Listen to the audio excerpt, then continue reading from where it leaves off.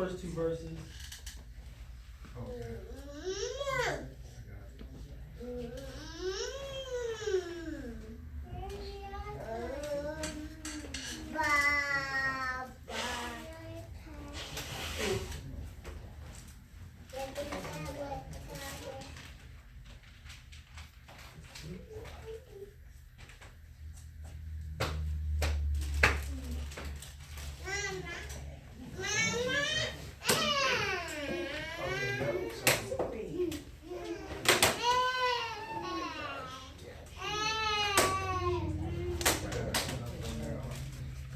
So we're going to read just the first Enoch 72, 1 to 2. You can finish the luminaries. I'll read. The book of the courses of the luminaries of the heaven, the relations of each according to their classes, their dominion, and their seasons, according to their names and places of origin, and according to their months, which Uriel, the holy angel, who was with me, who is their guide, showed me. And he showed me all the laws exactly as they are, and how it is with regard to all the years of the world unto eternity, till the new creation is accomplished, which dureth till eternity. And this is the first law of the luminary. The luminary, the sun, has its rising in the eastern portals of heaven, and its settings in the western portals of heaven. And I saw 6 portals in which the sun rises, and the 6 portals in which the sun sets. And the moon rises, and it sets in these portals.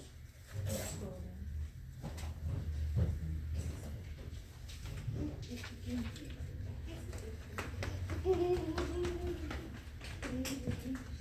the middle of verse 3. And the leaders of the stars and those whom they lead, 6 in the east and 6 in the west, and all following each other accurately, corresponding order. Also many windows to the right and left of these portals.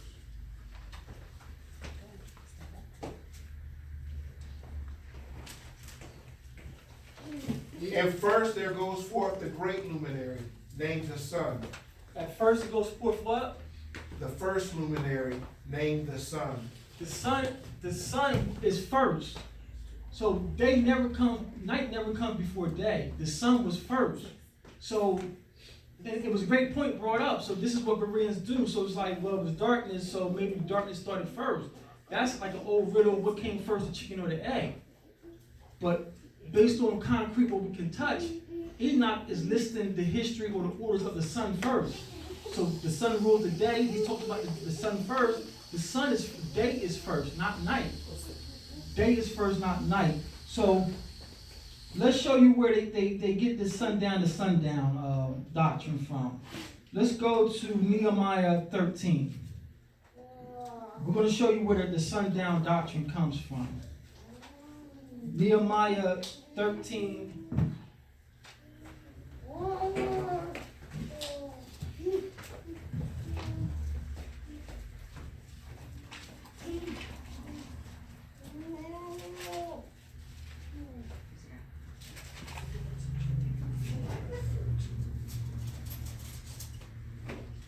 We're going to pick this up at Nehemiah 13 and 15. Nehemiah 13 and 15.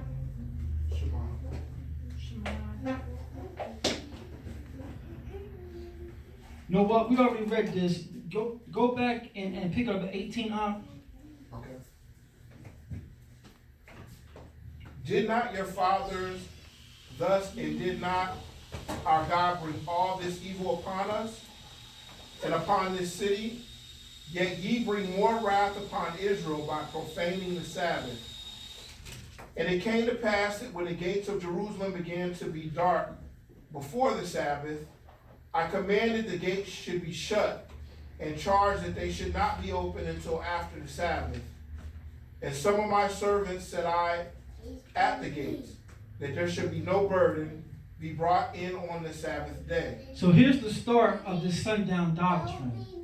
Because our ancestors were so wicked, Nehemiah had to take an extra step and y'all know the story, continue on, he said, I'm gonna put hands on you.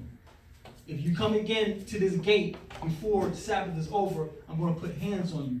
But to make sure that the Sabbath is sanctified, he's saying, telling his soldiers, every sundown before Sabbath, guard the gate. He's not saying the day starts at sundown. It's because of wickedness he has to do this. Now, can you pick that history of the Jews back up? Do you still got a tab online for the family? Yeah. If you pull that tab back online, we're going to show you how it became part of the Talmud. The history of the Jews. Check your reference there. What page is it? This was 398. Oh, look over there. Scroll up.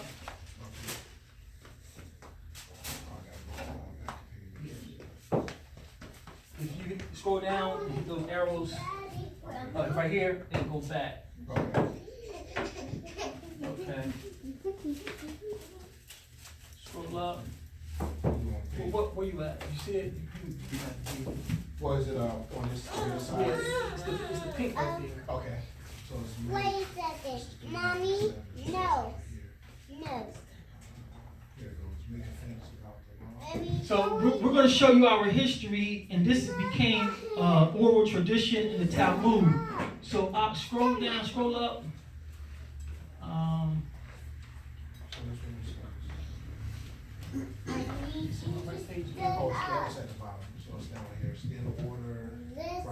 Okay, so we're going to show you where this sundown doctrine came from. This is the history of the Jews by Professor Gratz, and this is volume 1.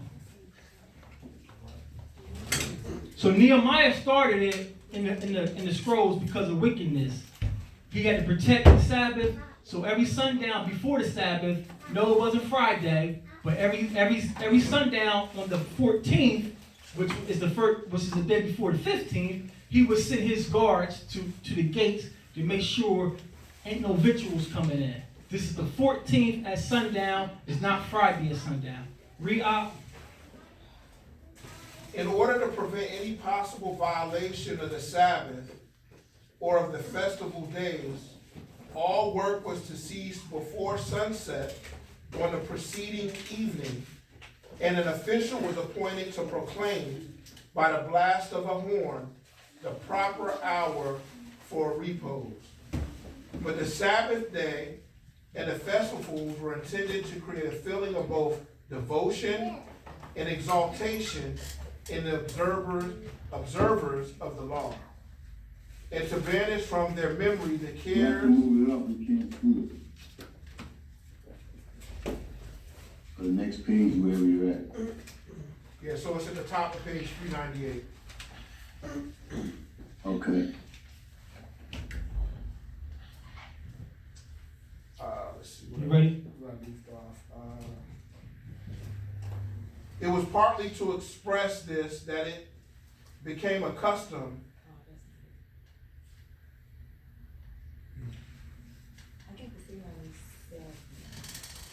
Give us 1 second, fam. We're going to get y'all with this. Yeah, so it was a volume 397 here In order of the festival days, service. The loose way in which the Sabbath, there it is. The loose way in which the Sabbath, the order was. Did you start there, the loose way in which the Sabbath? No, You read that. You read the next sentence. You read, you started, or you moving too much now. Yeah, you can't go. Once this done, you flip the You page. started and said in order. In order. Yeah, so it's right here. Read the loose way. Okay, we'll start over in order, right there. In order to prevent any possible violation of the Sabbath or of the festival days, all work was to cease before sunset on the preceding evening, and an official was appointed to proclaim by the blast of a horn the proper hour of repose. But the Sabbath day and the festivals were intended to create a feeling of both devotion and exaltation in the observers of the law, and to banish from their memory the cares and the troubles of the working days. It was partly to express this that it became a custom in those days to drink a goblet of wine at the coming in and at the going out of the festivals. Hold on, so he's going into the festivals. Go to the beginning of that book. I got it, say fences. Fences 390, it's saying 397 on this one. So I'm gonna search for fences. Go up here. Okay.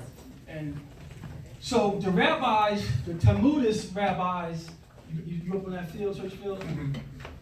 The Talmudic rabbis, based on Nehemiah's action, they established an oral law. It became part of the Talmud. Now, was this law wicked? No, they was trying to do something good, but they added to the law.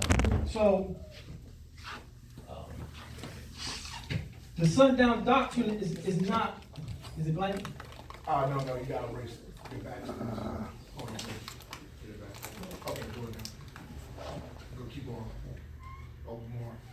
Okay. One more. Do one more. Okay. So their intent was good, but they broke the Torah, because the Most High told Moses, do not add or diminish from this law. So the Talmudic priest saying, based on what Nehemiah did, we're going to make a new law, and we're going to put a fence around the Torah. Well, I'm going to look at what you have. You got It's probably delayed because of this connection. Okay. Here we go. Make a fence about that. Okay. I see it. Are y'all with us here? There was an old maximum. Can y'all see that? There was an old maximum of great repute in Judea. Y'all see where the cursor is at?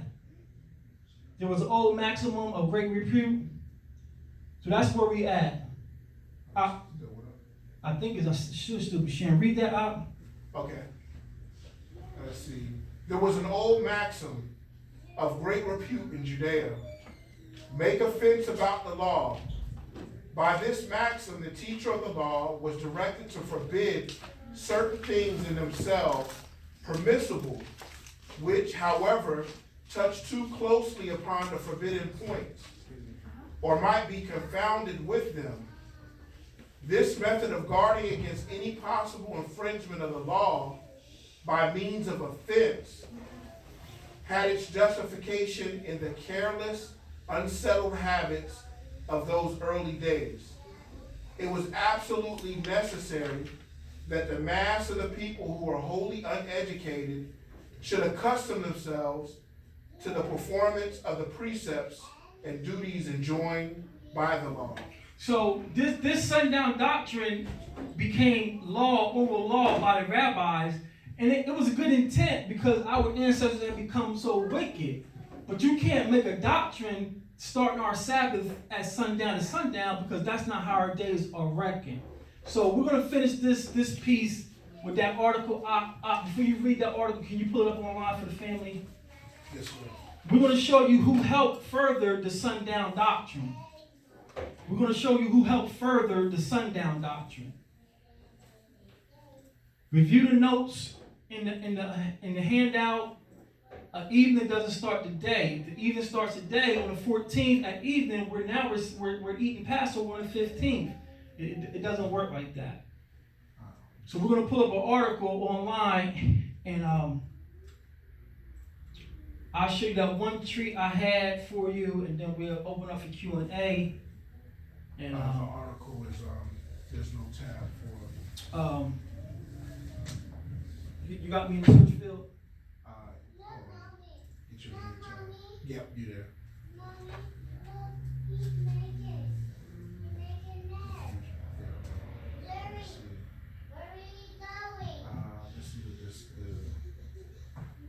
I just pulled one article just for reference. There's many. You see the one it was? Right here it says the non-GW. There it is. Oh. Come on up. Oh, I'm sorry. Maybe this is says the Sabbath confused. Yeah, I see it when you were scrolling down. Did we go too fast? Like Dirk Anderson. Keep going.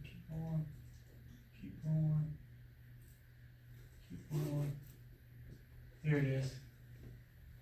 This So a Seventh-day Adventist by the name of Ellen G. White, she helped further push this sundown doctrine. And you can Google Ellen G. White. I read one of her books when I was coming in, and I thought it was a great book. She did have a couple good points in there, but I didn't know she was a Seventh-day Adventist. But this is an article called The Sabbath, Confusion, and we ain't gonna read the whole thing for sake of time. Let's go to the second paragraph. Started in 1847. Now, how far you want to go down? Just read enough to get the context to see that she started this or pushed this 7-day sundown doctrine. Okay. Can everybody see it? Is it still sharing, family? Hopefully it's still sharing. Okay. In 1847, a controversy arose when some Sabbath keepers in Maine claimed the Sabbath should be started at sunrise. Miss White had a vision that established Bates' teaching that the Sabbath commenced in the evening. So this guy who's a Gentile named Bates, he went to them and said that the Sabbath is from sundown to sundown. Initially, when this guy named Bates told them that, Ellen G. White and her husband nixed them off. But then Ellen G. White has a dream. Read on out. Okay. James White writes, in that vision she was shown that to commence the Sabbath at sunrise was wrong. She then heard an angel repeat these words, from even unto even shall you celebrate your Sabbath. Brother Bates was present and succeeded in satisfying all present that even was 6 o'clock. While the Whites and Bates continued to keep the Sabbath from 6 p.m., a division arose among shut-door Adventists in Connecticut. Some argued the Sabbath should commence at sundown. Fortunately for the Whites, a man received a word in tongues establishing their position. The Sabbath began at 6 p.m. Arthur White describes the incident. Writing from Berlin, Connecticut on July 2nd, 1848, James White reported, there has been some division in Connecticut as to the time of the beginning of the Sabbath. Some commenced at sundown. Most, however, at 6 p.m. a week ago. Sabbath we made this a subject of prayer. The Holy Ghost came down. Brother Chamberlain was filled with the power. In this state he cried out in an unknown tongue. The interpretation followed, which was this: give me the chalk, give me the chalk. Well, thought I, if there is none in the house, then I shall doubt this. But in a moment a brother took down a good piece of chalk. Brother Chamberlain took it, and in the power he drew the figure on the floor, a circle divided by crossing horizontal and vertical lines, and the figures 12, 3, 6, 9, written in as on the face of a clock. This represents Jesus' words. Are there not 12 hours in the day? This figure represents the day or the last half of the day. Daylight is half gone when the sun is south, or halfway from each horizon. At 12 o'clock, now go each way 6 hours, and you will get the 12th hour day. At any time of year, the day ends at 6 p.m. Here is when the Sabbath begins at 6 p.m. J.W. to my dear brother, July 2nd, 1848. James White added, Satan will get us from this time, but let us stand fast in the Sabbath as God has given it to us and Brother Bates. God has raised us up, Brother Bates, to give this truth. I should have more faith in his opinion than any other man's. So we can stop there, family. You can continue to search. There's no biblical reference to start any day at sundown. There's no biblical reference to start a Sabbath at sundown. I had more references that we had Sabbath service during the day. Then we had another shorter one in the evening. This sundown doctrine is not native to Israel. So the last treat I'm going to show you to try to get you guys to download this Hebrew Matthew and show it to all our family inside the Christian church. Can you pull up that Hebrew copy of Matthew? Pull up that Hebrew copy of Matthew. And family, while he's pulling up that Hebrew copy of Matthew, go to your scroll and turn to Matthew chapter 27. Go to Matthew 27. And if you have your questions ready, get them ready. We'll go ahead and break bread before we take Q&A. Because I'm partial stuff. So let's read Matthew 27 in the King James. I'm sorry, Matthew 28. Matthew 28, and we're going to start this at verse 16. Matthew 28 and 16, we're going to finish this out. Shemaiah, when you have it? And this is a treat. I was going to stream this class live, but issues with this laptop, I didn't want to stream live and then lose it. But I really, this is a treat I was going to ask the Christians to stay on for. This is Matthew chapter 28, verse 16 through 20. Read. In the Hebrew Bible? Read in the King James first, and then we're going to finish up with the Hebrew. Okay. 16 to 20. Okay. I'm sorry, it's not okay, here we go. Then the 11 disciples went away into Galilee, into a mountain where Yeshua had appointed them. And when they saw him, they worshipped him, but some doubted. And Yeshua came and spake unto them, saying, All power is given unto me in heaven and in earth. Go ye therefore and teach all nations, baptizing them in the name of the Father, and of the Son, and of the Holy Ghost, teaching them to observe all things whatsoever I have commanded you. And lo, I am with you always, even unto the end of the world. Amen. This became known as the Great Commission inside the seminary or cemetery schools. This became known as the Great Commission, and this is what the Christians believe Yeshua sent them to do. But Yeshua says nothing like this in the Hebrew. So I pull up the same passages in the Hebrew, and again, I translated this from the Hebrew, and it reads totally different.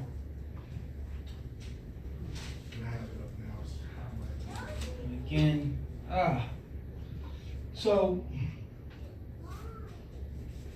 here we go.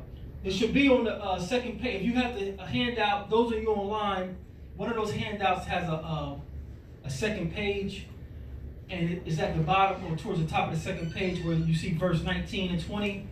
So we're going to read the same verses in the Hebrew that the Christians call this the Great Commission. Read. After this, when his 12 disciples came to Galilee, he appeared to them in a mountain where they had prayed. When they saw him, they worshipped him, but there were some of them who doubted him. Yeshua drew near to them and said to them, To me has been given all power in heaven and earth. Go and teach them to carry out all the things which I have commanded. Teach who? Commanded you. Teach who? Commanded you. Who is he saying teach? Israel. Teach them. Them. Yeah. He didn't say nothing about go teach the world. He said go teach them. Finish it up, Op. And teach them to carry out all the things which I have commanded you forever. That's it? That's it. So I translated this into the Hebrew. I'm going to start at verse 19. Verse 19 says, Lakawa. Lakawa means and go. The and is at the end because that's how he's taught. So he says go and. So in the English it reads as go and, but in the Hebrew he's saying and go. So verse 19 says, Lakawa and go, Atham is to them. When we say Barakatah is you. Atham is them. So he says, Lakawa and go, Atham, go to them. Verse 20 starts off, says, can y'all see that? Can y'all see it on the screen? I can Apparently blowing up see the sometimes. translated side. So those of you who know the Syrian script, you can make this out in the Syrian script. Verse 20. Hebrew side. Oh, the Hebrew side, I'm sorry.